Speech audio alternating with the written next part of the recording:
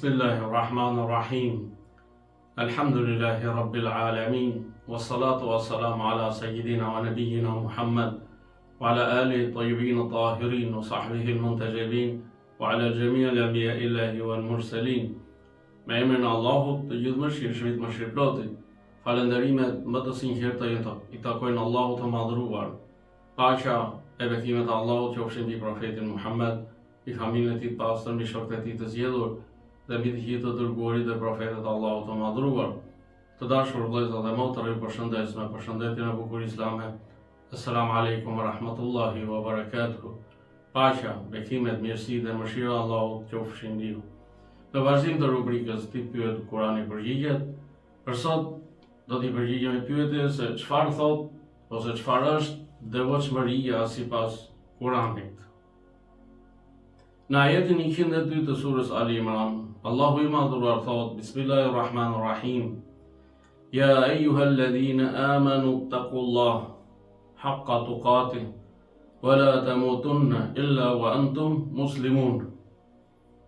O ju që keni besuar, jini të devotshëm ndaj Allahut ashtu siç e meriton, dhe mos vdisni ndryshe veçse duke qenë musliman.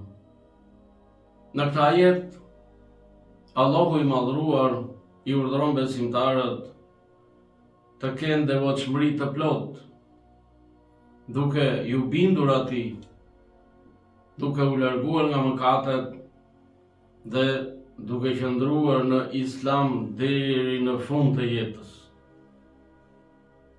Devotshmëria në Kur'an quhet takwa dhe nënkupton të jetosh me vetdije të vazhdueshme për Allahun, duke ju bindur atij, duke u larguar pra nga mëkatet dhe duke e ruajtur zemrën nga çdo gjë që e largon njeriu prej Allahut fuqiplot.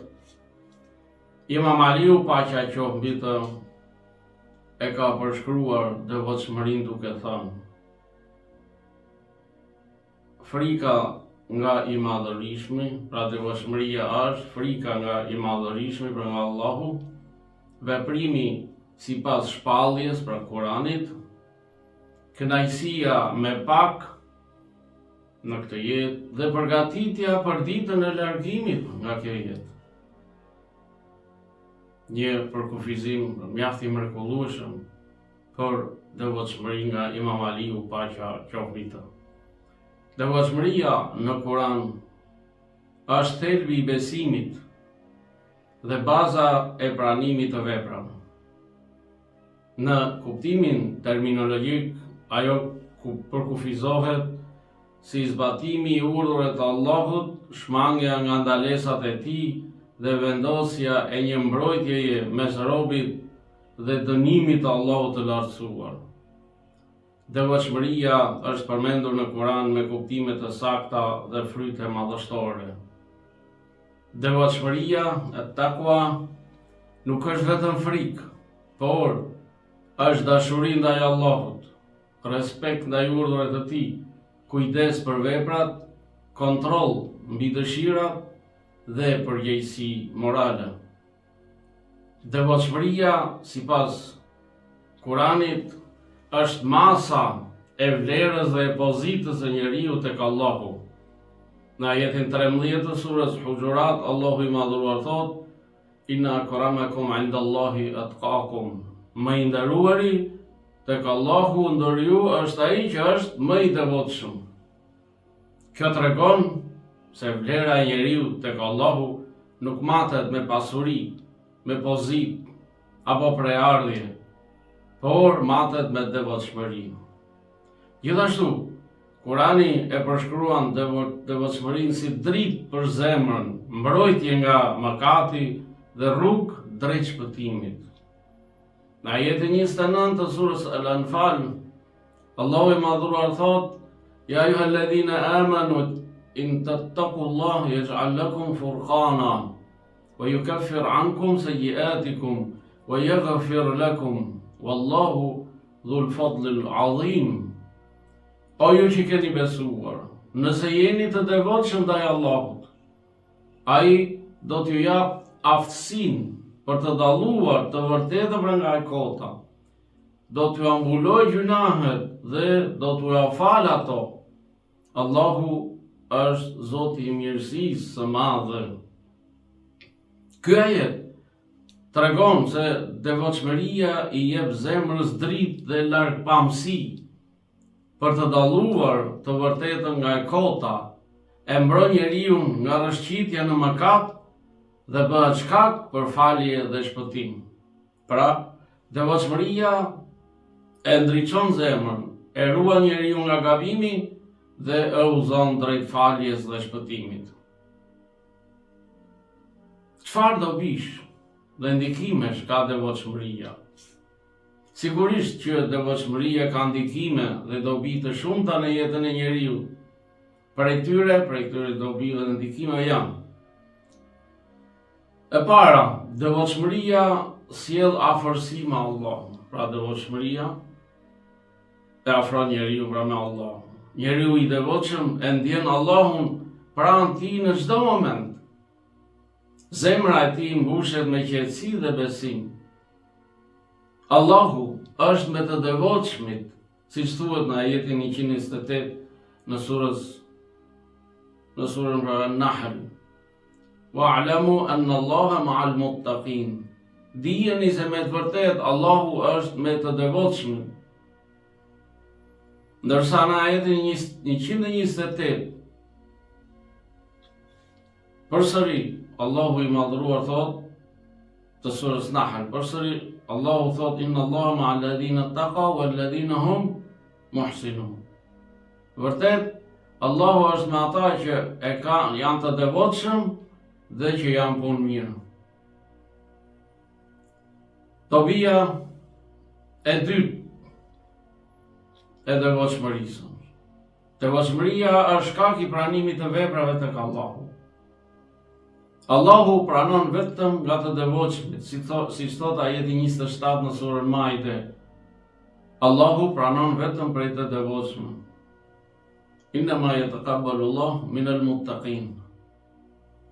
Dobia e tretë është se devotshmëria sjell qetësi shpirtërore. Shumë njerëz kanë pasuri, kanë pushtet, kanë autoritet, por nuk kanë paqe të brendshme. Devotshmëria i jep zemrës stabilitet, durim dhe siguri. Njeriu i devotshëm nuk tronditet lehtë, nuk dëshpërohet dhe nuk bëhet rob i epsheve të tij. Në ajetet 62-63 të surës Yunus, Allahu i madhruar thot: "Ala inna awliya Allahi la khawfun alayhim wa la hum yahzanun, alladhina amanu wa kanu yattaqun." Vërtet, miq të dashurit të Allahut nuk kanë frikë dhe as nuk pikëllohen. E përsepër, ata janë që besuan dhe ishin të devotshëm. Pra njeriu i devotshëm as nuk pikëllohet, as nuk ka frikë. Pra kjo ajet tregon se besimi dhe devotshmëria sjellin siguri, largim të frikës dhe pikëllimit dhe sjellin qetësi shpirtërore tek njeriu. Dobia e katërt e devotshmërisë është se devotshmëria e mbron njeriu nga mëkatet dhe padrejtësia. Devotshmëria krijon një alarm të brendshëm. Kur njeriu dëshiron të bëjë një gabim apo gjuna, devotshmëria e ndalon dhe i kujton Allahun. Prandaj, një shoqëri me devotshmëri në të ka më pak padrejtësi, ka më pak tradhti dhe më shumë dëshmëri e mëshirë. Dobia e pestë, devotshmëria sjell bereqet dhe zgjidhje në vështirësi. Allahu premton ndihmë për të devotshmit, siç thon ajetet 2 dhe 3 në surën Talaq: kush është i devotshëm ndaj Allahut, ai pra Allahu i hap rrugdalje dhe e furnizon për nga nuk e pret. Pra devotshmëria hap dyer, sjell bereqet dhe e ndihmon njeriu në momentet e vështira. Dobia e 6, devotshmëria është rruga drejt suksesit në ahiret. Kurani e paraqet xhenetin si shpërblim për të devotshmit. Dhe për këtë ai thot wa jannatin arduha as-samawati wal ardu uiddat lil muttaqin. Dhe xhenetin, hapësira e të cilit është sa qiejt e toka, që është përgatitur për të devotshmit. Pra xheneti është vend qëndrimi i të devotshëm. Dhe xheneti arrihet me besim, me punë të mira, me dashuri, me paqe, me vllazëri, me bashkim, me unifikim. Nuk arrihet xheneti me sharje, me ofendime, me përçarje, me vrasje, me krime, as edhe një herë. Dobia e 7, devotshmëria është qëllimi i adhurimeve në Islam. Kurani i shenjtë thekson se adhurimet e ndryshme janë ligjëruar kryesisht për të arritur devotshmërinë. Për shembull, Kurani thot për agjerimin, o ju që keni besuar, ju është bërë detyrim agjerimi ashtu siç ishte detyrim edhe për ata që ishin para jush, që të bëheni të devotshëm. Thot për haxhin, pajisuni me furnizim, por furnizimi më i mirë është devotshmëria. Thot për adhurimet në përgjithësi, o njerëz, adhuroni Zotin tuaj, i cili ju krijoi ju dhe ata që ishin para jush, që të bëheni të devotshëm. Pra devotshmëria është busulla e të gjithave moraleve. Kushto që e humbet këtë busull, ai ka humbur veten e tij. Devotshmëria dhe dobia e 8, devotshmëria është shpëtim nga zjarri dhe fitim i xhenetit.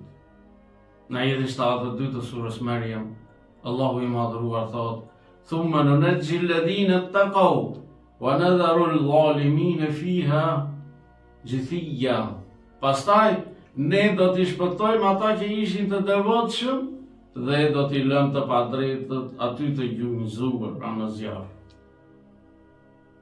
Pra këto ishin në 8 dobit e devotshmërisë sipas Kuranit të shenjtë. Dikush mund të pyes, a e privon devotshmëria lirinë e besimtarit? Jo, përkundrazi. Devotshmëria e çliron njeriu. Shumë njerëz mendojnë se fjala liri do të thotë të bëj çfarë të dua. Por Kurani i shenjtë na mëson se nëse njeriu bëhet rob i epsheve, i zemrimit, i pasionit apo i mëkatit, ai njeri nuk është i lirë. Ai është i robëruar nga dëshirat e veta. Devotshmëria nuk e burgos njeriu, por e çliron ata nga robëria e mëkatit, e ruan dinjitetin e tij dhe e orienton njeriu drejt asaj që i bën mirë atij dhe jo që t'i bëj dëm. Ashtu si një lum i cili ka nevojë për brigje, që të mos vërshojë dhe të mos shkatërrojë, edhe liria e njeriu ka nevojë për kufij moral, që të mos kthehet në dëm. Dhe kufiri më i madh është pra devotshmëria. Kjo është parzmorja e besimtarit. Prandaj devotshmëria nuk është kufizimi i lirisë, por është drejtimi i saj, është pastrimi i saj dhe përdorimi i saj në rrugën e së mirës. Të dashur vëllezër dhe motra, devotshmëria sipas Kuranit të shenjtë është gjallëria e zemrës dhe mburoja e besimtarit. Ajo e afron njeriu në Allahun, e pastron moralin, i jep qetësi shpirtit dhe e udhëzon njeriu drejt suksesit në këtë botë dhe shpëtimit në botën tjetër. Njeriu më i lirë nuk është ai që ndjek çdo dëshirë, por është ai që arrin të sundoj veten me vetdije dhe me devotshmëri. Qofshim inshallah prej të devotshmëve. Allahu na ndriçoft jetën me dritën e Kuranit. Allahu i ruajt ju, familjet tuaja, kudo që t'jeni. Assalamu alaikum rahmatullahi wa barakatuh. Paqja, bekimet, mirësi dhe mëshira Allahu qofshin mbi ju.